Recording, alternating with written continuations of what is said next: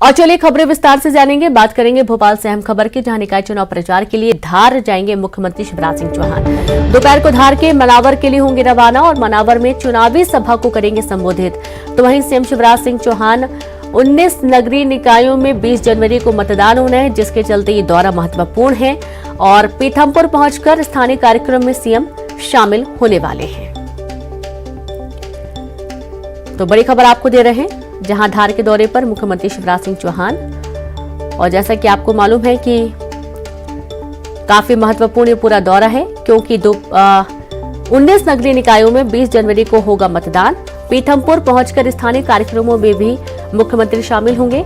मनावर में चुनावी सभा को संबोधित करेंगे और दोपहर को धार के मनावर के लिए रवाना होंगे। और संवाददाता जितेंद्र लाइव जुड़ गए हैं। जितेंद्र, धार के दौरे पर आज रहने वाले हैं मुख्यमंत्री शिवराज सिंह चौहान। 20 जनवरी को मतदान होना है 19 नगरीय निकायों में, तो कितना महत्वपूर्ण ये पूरा दौरा है और क्या क्या सभाएं होनी है इसमें?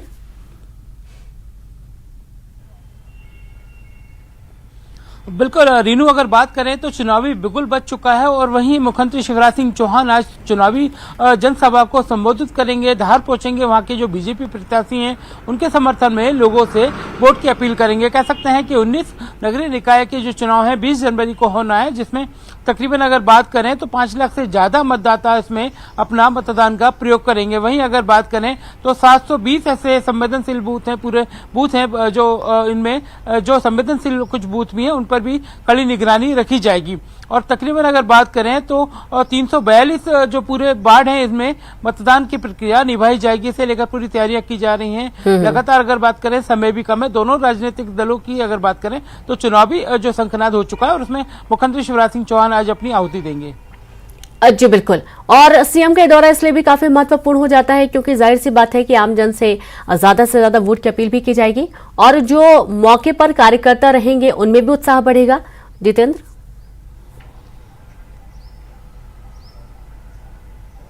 बिल्कुल अगर बात करें तो मुख्यमंत्री शिवराज सिंह चौहान कहीं ना कहीं एक जिस तरह से चुनाव में पहुंचते हैं, चुनावी मैदान में पहुंचते हैं तो जनता काफी प्रभावित होती है। इसके अलावा अगर बात करें तो देश के अलग अलग हिस्सों में भी मुख्यमंत्री शिवराज सिंह चौहान स्टार प्रचारक के रूप में पहुंचते हैं। तो जाहिर सी बात है सरकार की योजनाओं को भी कहीं ना कहीं जनता के सामने रखने की बात सामने आएगी। वहीं जनता भी चाहती है कि प्रदेश के मुखिया उनके बीच रहें और इस दौरान वो उनको काफी अच्छे से सुनती भी है और योजनाओं का लाभ भी उन्हें लगातार मिल रहा है। तो उसे लेकर तत्काल मैदानी एक्शन देखने को भी मिलता है, इसलिए बड़ी संख्या में भीड़ भी जुटती हुई नजर आती है। रीनू जी बिल्कुल, बहुत शुक्रिया, आप लगातार जुड़े रहे जितेंद्र। आगे भी आपसे जानकारी लेंगे। तो इस तरीके से जो दौरा है काफी महत्वपूर्ण रहने वाला है। धार के दौरे पर आज सीएम रहेंगे, दोपहर को धार के लिए रवाना होंगे।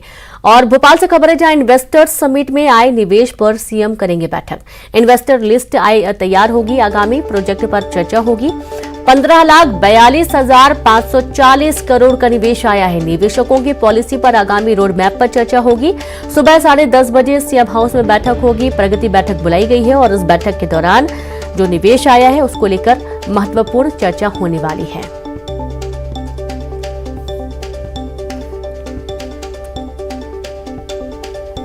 तो आप ये देखिए कि जितना अनुमान था उससे कहीं ज्यादा निवेश आया है। 15,42,540 करोड़ का निवेश आया।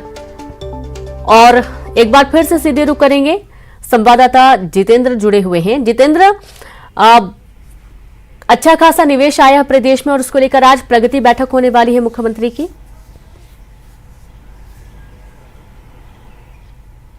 बिल्कुल रीनू, अगर बात करें तो उम्मीद से ज्यादा निवेश मध्य प्रदेश की धरती पर उतरकर सामने आया है। इसे लेकर G20 थिंक जो एक बैठक आयोजित की जा रही है उसकी मुख्यमंत्री शिवराज सिंह चौहान ने समीक्षा भी ली है और आज सीएम हाउस में इसकी बैठक होगी। अधिकारियों को निर्देश दिए जाएंगे कि जिस तरह से जो निवेशक आ रहे हैं उनके लिए किस तरह से सरल पॉलिसी बनाई जाए ताकि मध्य प्रदेश की धरती पर उनके जो प्रोजेक्ट हैं वो आकार ले सके, उन्हें किस तरह से और सरलता और सहजता से उनके प्रोजेक्टों को मदद मिल सके। इन सारी चीजों को लेकर पूरी तैयारी की जा रही है। अगर बात करें तो 22 देशों के 94 डेलीगेट्स इस पूरी जो है जी समिट बैठक में शामिल होंगे। जी बिल्कुल, और साथ ही जितेंद्र, जैसा कि पहले भी सीएम ने साफ कर दिया था कि जो निवेशक होंगे उनके लिए हर तरीके से वो सुविधाएं उपलब्ध करवाई जाएंगी। वैसे भी मध्य प्रदेश कई चीजों से परिपूर्ण है, चाहे वो जमीन की बात कर ली जाए, मिट्टी की बात कर ली जाए, बिजली, पानी व्यवस्था, तमाम चीजें उपस्थित हैं मौके पर और हर तरीके से कहीं भी जहां जरूरत पड़ेगी जमीन उपलब्ध करवाने के साथ साथ निवेशकों को जैसी जरूरत होगी उस हिसाब से तमाम सुविधाएं मुहैया कराने का भी उन्होंने पहले से ही आश्वासन दे रखा है।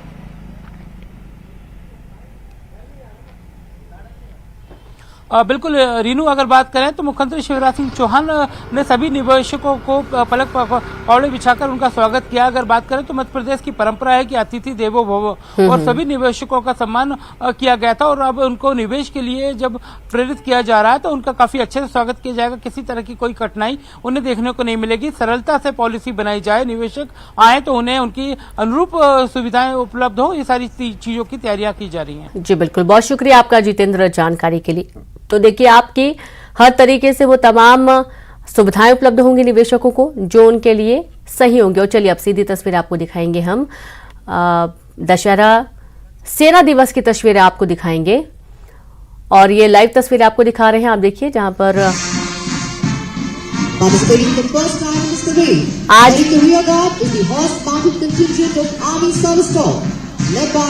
सेना दिवस मनाया जा रहा है।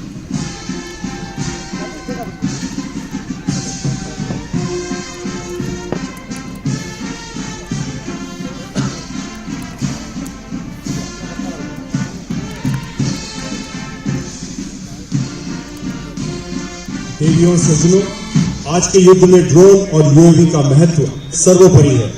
सेना में कई तरह के ड्रोन का परीक्षण किया जा रहा है, उसी की एक झलक आज यहां दिखाई जा रही है।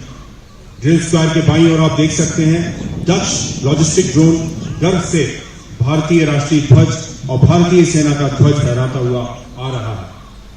यह ड्रोन 6 से 8 किलोग्राम वजन उठाने में सक्षम है और इसका उपयोग आपदा राहत सहित रक्षा बलों के लिए विभिन्न अनुप्रयोगों में किया जा सकता है। यह ड्रोन वर्तमान में चेन्नई के समुद्र तट की निगरानी कर रहा है।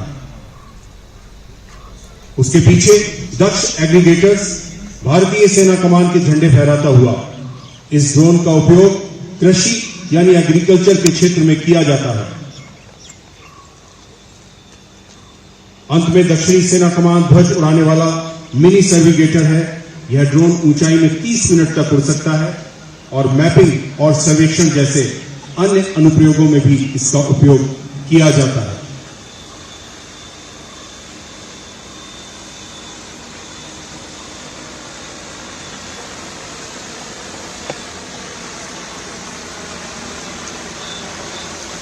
और अभी आप देख रहे हैं पुष्प वर्षा के साथ आज की परेड का अभिनंदन किया जा रहा है।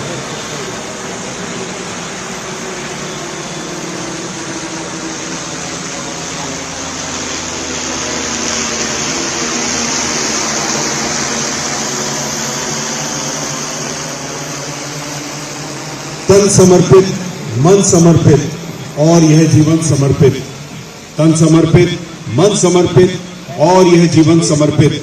चाहता हूं देश की धरती तुझे कुछ और भी दूं।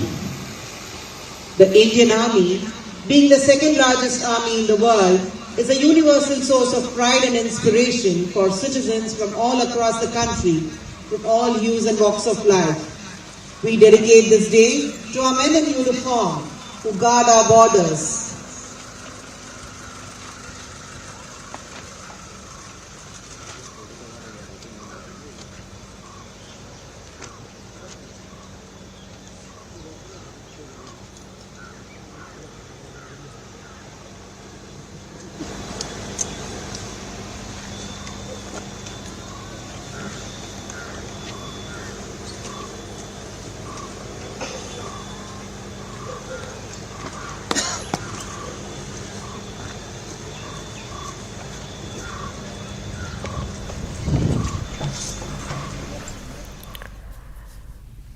तो ये सीधी तस्वीर आप देख रहे थे बेंगलुरु से, जहां पर भारतीय सेना की आज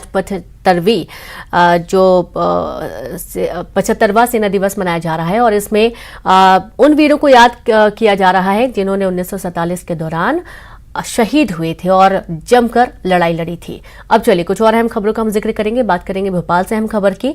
तत्कालीन जेल डीजी संजय चौधरी पर केस दर्ज हुआ है। आज से अधिक संपत्ति के मामले में दर्ज किया गया केस। भोपाल लोकायुक्त ने दर्ज किया संजय चौधरी पर केस। इंदौर में एक प्लॉट, 2 मकान, 1 फ्लैट के कागजात मिले हैं। ग्वालियर में बेशकीमती प्लॉट के कागजात मिले। भोपाल और पुणे में कई मकान होने के भी दस्तावेज मिले। भोपाल और पुणे में फ्लैट की जानकारी मिली है। संजय चौधरी की सास प्रेमलता पंचोली पर भी आरोप लगा। भ्रष्टाचार निवारण संशोधन अधिनियम के तहत केस दर्ज हुआ है।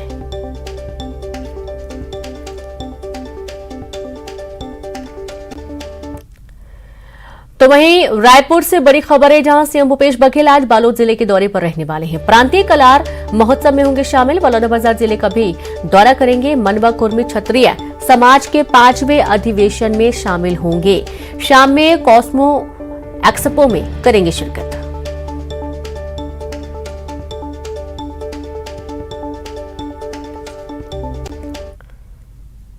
और अब बात बलरामपुर से बड़ी खबर की। मिशन 2023 को लेकर सीएम बघेल का बड़ा बयान आया है। सभी 71 एमएलए को विधानसभा चुनाव जिताने की जिम्मेदारी मेरी है। विधायक दल की बैठक में भी बोला हूं, सभी को जीतने की जिम्मेदारी मेरी होगी। पूरे गर्मी भर पेड़ के नीचे बैठकर भेंट मुलाकात की शुरुआत की कोशिश है कि किसी भी विधायक का टिकट ना कटे। पार्टी तय करेगी किसको टिकट मिलना है, किसको नहीं। विधायक दल की बैठक में बोला सारे 71 विधायक के उसको जिताने की जिम्मेदारी मेरी है और उसके लिए पूरे गर्मी भर आप सब गवाह हैं। पूरे भीषण गर्मी में पेड़ के नीचे बैठ के भेंट मुलाकात कार्यक्रम मैंने यहीं आपके सरगुजा संभाग से शुरुआत मैंने की थी, चिंतामणि महाराज के क्षेत्र पहले, वहाँ से जो शुरू किए हैं तो लगातार चल रहा है और आज भी चल रहा है। तो मेरी कोशिश तो ये है कि मेरे विधायक साथी हैं, किसी की टिकट ना कटे, सबको टिकट मिले, सब चुनाव जीते। लेकिन अब अकेले तो मैं नहीं हूँ ना पार्टी में, और पार्टी तय करते ही किसको टिकट मिलना है नहीं मिलना है। लेकिन मेरी कोशिश होगी मेरे जितने साथी हैं सबको टिकट मिले, सब फिर से चुनाव जीत के आए। रायपुर से खबर है, जहां केंद्रीय संसदीय समिति का छत्तीसगढ़ दौरा आज और कल रायपुर का 2 दिवसीय दौरा होगा। समिति छत्तीसगढ़ में करेगा अध्ययन। SC/ST के लोगों के सामाजिक स्थिति का अध्ययन होगा। शैक्षणिक स्थिति का भी करेगा अध्ययन। डॉक्टर कीर्ति प्रेमजी भाई सोलंकी की अध्यक्षता में दौरा होना है। 31 सदस्यीय संसदीय दल का छत्तीसगढ़ दौरा, मुख्य सचिव और वरिष्ठ अधिकारियों के साथ बैठक होगी। बड़ी खबर है रायपुर से।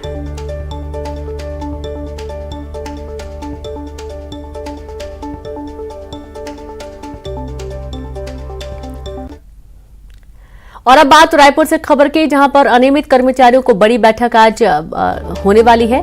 नियमितीकरण सहित 4 मांगों को लेकर करेंगे बैठक। बैठक में आंदोलन को लेकर बनाएंगे रणनीति। 52 विभाग के कर्मचारी शामिल होंगे। 11 बजे बूढ़ा तालाब धरना स्थल पर होंगे एकजुट। मोर्चा अपनी 4 सूत्री मांगे, नियमितीकरण तक 62 वर्ष की जॉब गारंटी, छटनी किए गए कर्मचारियों की बहाली, अंशकालीन कर्मचारियों के पूर्णकालीन करने एवं आउटसोर्सिंग और ठेका कर्मचारियों की विभाग में समायोजन को लेकर के 4 सूत्री मांग को लेकर के 15 जनवरी 2023 को एक अनियमित बैठक का आयोजन किया गया है। मैं यहाँ बताना चाहूँगा कि वर्तमान सरकार ने सत्ता में आने के पूर्व हमें प्राथमिकता के आधार पर 10 दिन में नियमित करने का वादा किया था, लेकिन अत्यंत खेद का विषय है कि आज 4 साल पूर्ण होने के उपरांत भी सरकार हमारे बारे में किसी भी प्रकार के निर्णय नहीं ले रही है, जिससे प्रदेश के लाखों अनियमित कर्मचारी काफी व्यथित एवं आक्रोशित हैं और अपने बातों को एक मजबूती से रखने के लिए कल एक बैठक का आयोजन किया गया है। इस बैठक में प्रदेश के विभिन्न 52 संगठन एवं 80 से अधिक कार्यालय के 50,000 से अधिक अनियमित कर्मचारी सम्मिलित होंगे। मैं इस प्रदेश के समस्त अनियमित कर्मचारियों से अपील करता हूं कि इस बैठक में अधिक से अधिक संख्या में उपस्थित होकर इस मुहिम को सफल बनाएं। तो सुना आपने। ज्यादा जानकारी के साथ संवाददाता युगल लाइव जुड़ गए। युगल, अभी कुछ दिन पहले ही देखा गया था कि कर्मचारियों की कई मांगों को सरकार ने सहमति जताई है और कई मांगों को माना गया है।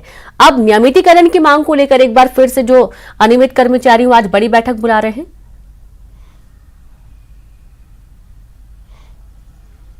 देखिए 56 से अधिक ऐसे विभाग हैं जहां संविदा और अनियमित कर्मचारी काम कर रहे हैं और लगातार नियमितीकरण की मांग है वो कर रहे हैं।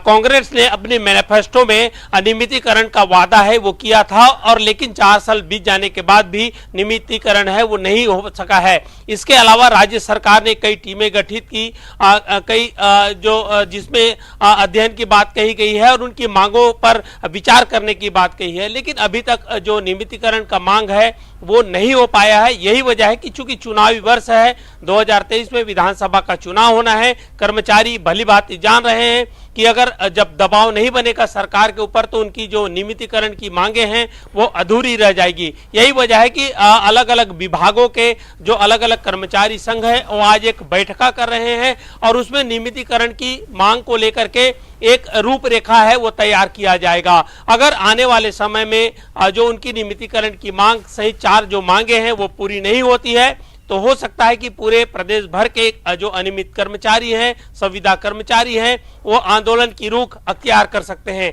ऐसे में एक ये बैठक जो आज आहूत की जाएगी बूढ़ा तालाब में 11 बजे, वो काफी अहम मानी जा रही है। कर्मचारी इस बात को भी समझ रहे हैं कि चुनाव होगा, कुछ दिन बाद जो है चुनाव की प्रक्रिया है वो पूरी हो जाएगी, आचार संहिता लग जाएगा, तो ऐसे में उससे पहले ही उनकी जो मांगे हैं वो अगर पूरी नहीं होगी तो फिर अधर में कर्मचारी हैं लटक जाएंगे। और यही वजह है कि कर्मचारी एकजुट हो करके सरकार पर, कांग्रेस पर दबाव बनाने का प्रयास कर रहे हैं। रीनू, बिल्कुल, बहुत शुक्रिया आपका युगल तमाम जानकारी के लिए। तो जाहिर सी बात है कि चुनाव नजदीक आने ही वाले हैं और इसी साल चुनाव है, तो इसके चलते तमाम जो विभाग हैं उनके कर्मचारी अब आंदोलन कर रहे हैं। भिलाई से खबर है, क्लिनिक में युवती ने फांसी लगा ली। भिलाई के शर्मा नेत्रालय में लगाई फांसी। मौत से पहले युवती का विवाद हुआ था। मृतका की पुलिस ने पहचान कर ली है। भिलाई नगर थाना क्षेत्र की पूरी घटना है और ऐसी जानकारी है कि मृतका का फोन पर किसी से विवाद हुआ था और उसी विवाद के बाद उसने फांसी लगा ली। खबर गरियाबंद से है। कुड़ेरा दादर छिंदपारा इलाके में दिखा तेंदुआ, जहां पर सड़क किनारे पेड़ पर चढ़ा तेंदुआ पेड़ पर घंटों आराम फरमाता रहा। शिकारियों और तेंदुए को देखने के लिए उमड़ी भीड़। परसोली वन परिक्षेत्र के ग्राम रसेला का मामला है। तेंदुए के हरकत पर नजर रख रहा वन विभाग। तो आप ये देखिए कि कहीं ना कहीं लापरवाही भी है कि लोग यहाँ पर उसे देखने के लिए भीड़ इकट्ठा कर रहे हैं। यदि तेंदुआ हमला करता है तो जाहिर सी बात है लोगों की जान पर भी बना सकती है।